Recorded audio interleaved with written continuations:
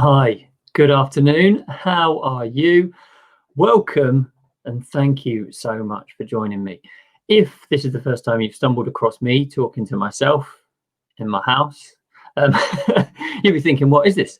Who is this guy? Why is he talking to himself in his house?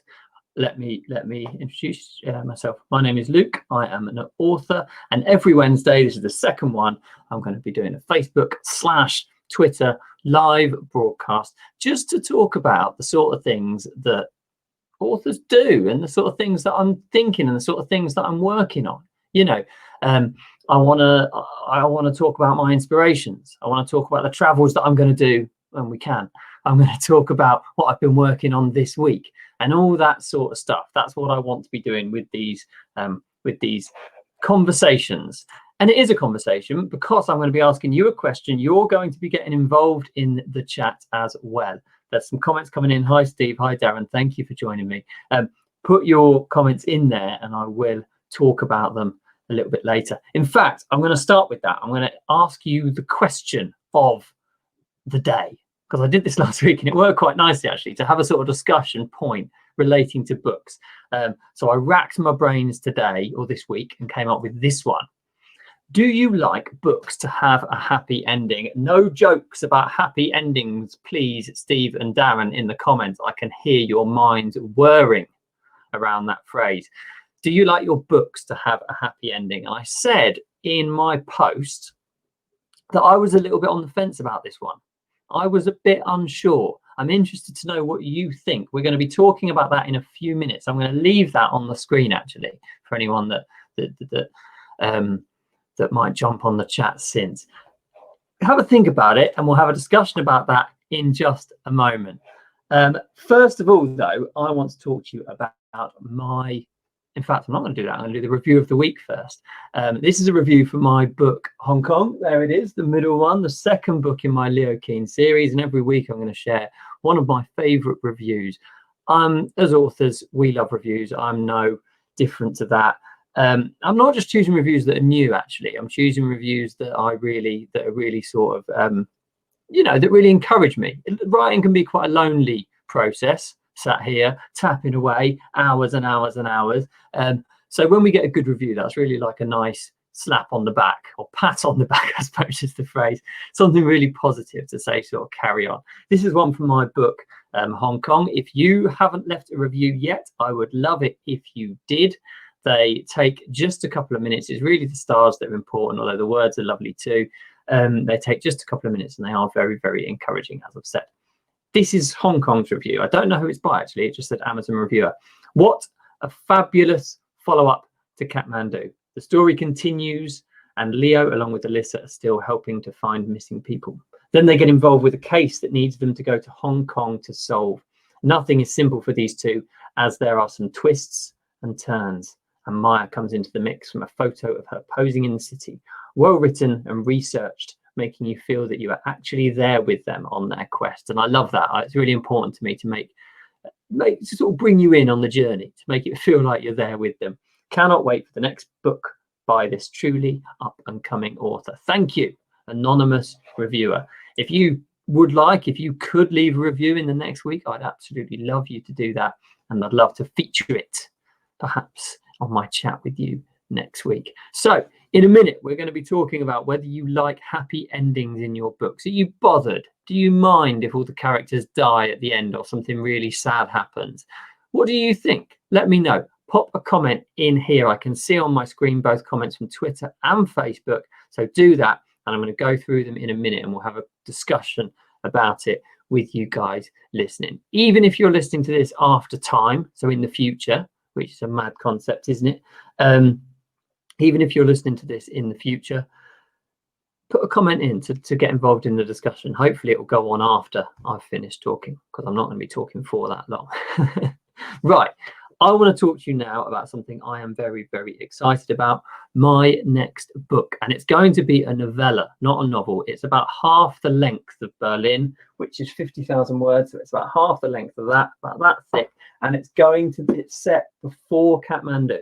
So for anyone that's read Kathmandu will know that it's about Leo. He's the main character and his girlfriend goes missing on Koh Tao, which is a Thai island, about 2 years before the book starts. Many people have asked me over the years, what happened on that island? What happened? Why did she go missing? How did she go missing? What are the events that surround that? And this novella details that. That's what this novella is all about. It's going to be released in about a month's time, at some point next month. I haven't got the date exactly sure, but there's one thing I need to tell you, one thing really important that I need to tell you, and then I'm going to read the blurb. It's going to be released for the first month just to people who are subscribed to my mailing list. So you'll get a link and you can buy it through there. Okay, it will not be on Amazon, it will not be on any other bookstore for a month. If you want to get this next month, if you're interested in finding out what happened before Kathmandu next month, so you don't want to wait another 4 weeks, you need to be on that mailing list. Okay, that's what you need to do. And to do that, LukeRichardsonAuthor.com, there's a thing at the top and you sign up there. So here's the blurb. Then I'm going to share with you the cover. In fact, no, I'm not going to do that. Let's put the cover up now and then we'll talk about the blurb. Where is it? Here it is. And there is the cover to my novella, which is going to come out in the next few weeks, Koh Tao. I'm really pleased with it, actually. I love the clouds in the sky, the storm coming, all of that sort of thing. It looks quite tense. I'm really pleased with it. I really like it. So I look forward to seeing that on, or expect to be seeing that on Amazon soon, and on my email list sooner. Right, here we go. This is the blurb. It is a bit work in progress. I'm going to polish it before release, but I'm quite pleased with it as it goes already. Leo and Maya are traveling the world.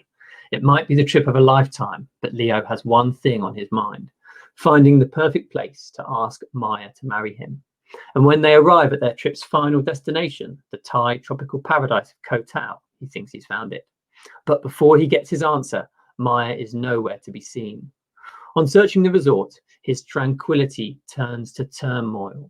Is it a practical joke? Has Maya run away? Or is it something much more sinister? Leo seeks help from the island's police force, but when they rapidly arrest Omar, a migrant hotel worker, and close the case, Leo suspects a cover-up.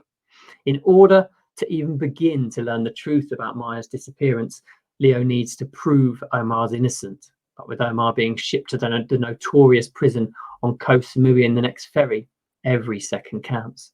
Set 2 years before Kathmandu, this compulsive novella turns back the clock on a man struggling to deal with his anxiety and battle powerful forces in a foreign land. There we go. So that's going to be out soon, but you need to be on my mailing list to get that. Yes, it is a great cover, Steve. Thank you. I'm really pleased with it. Hi, Perry. Thank you for joining us.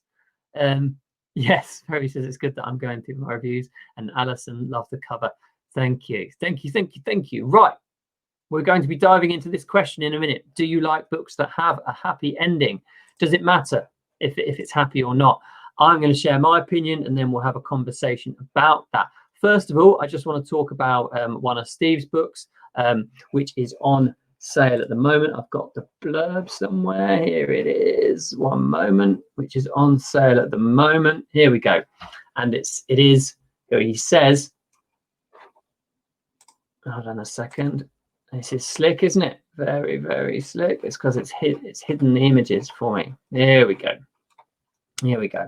It's called Ark Outbreak, and the tagline is: humanity thought COVID-19 was as bad as it got, but humanity was very wrong. It's 99p in the US and the UK for a week. I think it finishes tomorrow. In fact, Steve is going to drop the link in the comments now. I'm going to read this blurb for you. Then we're going to talk about this. There's the question right there. Then we're going to talk about this. So if you think what you think, if you've got an opinion on that, put that in the comments. We'll talk through them in a moment. On a dream anniversary cruise with his wife Shelley, Craig Nichols finds himself in the midst of anarchy as a deadly pandemic spreads across the globe. Oh, it sounds very familiar. On the luxurious Sapphire Star, many hundreds of passengers succumb to the deadly megavirus, including the captain. And as the crisis mounts, with nowhere to dock and overwhelmed by medical staff unable to cope, Craig witnesses society collapse in the face of chaos. Craig crosses a brash Texan oilman with an army discharge record who senses an opportunity to take control using whatever means necessary. Third Officer Bauzan owes his glamorous career to gangster roots, that the payback required will bring terror and a probable death for Craig, Shelley, and every survivor on the doomed ship. Like it or not, Craig realizes he's the only hope to stem on board the outbreak, stop the Texans' violent coup, and save the last survivors from the lethal threats of piracy and the worst virus humanity has ever known. It's a great premise for a story. When Steve told me about that, long before the current news, you know, sort of about a year ago or 10 months ago or something, I was like, brilliant story. So that's on sale 99p at the moment. I think Steve's posted that in the comments. Right, let's talk about this. Do you like your books to have happy endings? Now, when I started writing about 2 years ago, I felt that I had to write a happy ending, or it had to be in some way sort of concluding. It had to have some kind of finish to it. Do you know what I mean? It had to conclude and have some positivity at the end. The more I've written over the course of the last couple of years, the less I've thought that, actually. Now I think I'm less concerned by that, but definitely at the start I did. I think there does need to be some kind of happiness, some kind of positive, some kind of closure there. It couldn't just be everything falls apart and everyone dies, because that would be a rubbish story. But there does need to be some kind of closure. What do you think? Let me have a look through at these comments. If you've got an opinion on this, pop them in the comments and we'll get a discussion going. Even if this isn't live, even if you're watching this ahead of time or after time. Steve, no, I don't care about happy endings. As long as it's a good story, it doesn't matter. Yes, I think you're right in that respect. I think you're right. Alison, as long as the plot and ending is good, again, it doesn't matter. Fine. Yeah. Cool. Darren, same. No, doesn't necessarily need to be a happy ending, especially if it's a series. That's a good point, actually. If it's a series, it doesn't need sort of the closure, does it, as much as if it's a standalone novel. Sometimes a great twist will just make you think, yeah, and make you want to read the last line over and over again. Actually, I love that, when you get to the last line and read it over and over and over again. Yeah. Alison's recommending Outbreak as a fantastic book. That's a good recommendation. I am going to have to read this one, Steve. I'll say it. I'm sorry, it's not one of your books I've read. Steve, again, honestly, it doesn't matter. Most of my own books do not really have happy endings. Good guys usually die, although there's usually some hope in it too. That's the point, isn't it? It's about threading that line between the hope and, you know what I mean, threading the line between it being completely desperate, you know, because that would be a rubbish book, and there being some hope. You can have tragedy, I think, but you've got to sort of, you know, that's got to be a balancing act. I think the more I've written, the more confident I've become at working out what that balancing act is, and I think that's a real skill in a writer. There is a saying, Perry says, there is a saying, everything will be right in the end. If it's not okay, it's not yet the end. I like that saying. It's one of my favorite sayings, actually. Do you mean that in terms of writing, Perry, then? So, like, if it hasn't reached a conclusion, then maybe there's another book or another thing to follow. Maybe. Darren says we also need to take into account genre expectations. Yes, we do. I think that's true, actually. Some genres, I suppose, you know, certain things you expect there to be some kind of happy end in there. Brilliant. Guys, ladies and gentlemen, thank you so much for joining me. It's been lovely to have this conversation with you. Steve's commenting in again. I'm just going to show that one. Darren makes a good point. As far as readers are concerned, genres have expectations that need filling. Yes, absolutely. So, Koh Tao. I've mentioned this already. I'm going to do it one more time. Koh Tao, there's the cover. It looks lovely. I'm really pleased with it. If you want to get this soon, you need to be on my mailing list. To do that, you go to lucerichardson.author.com, and it's right there at the top. You just put your email address in. I'm going to be releasing it a month early. That's the thing. So if you're on that mailing list, you'll get this a month before anyone else, which is a good thing. I think I'm pleased for that. You know, I'd like you to be there. Thank you so much for joining me this afternoon. It's been brilliant to share this with you. I'm going to be doing these every week, as I said last week. This is my second one. This is number 2.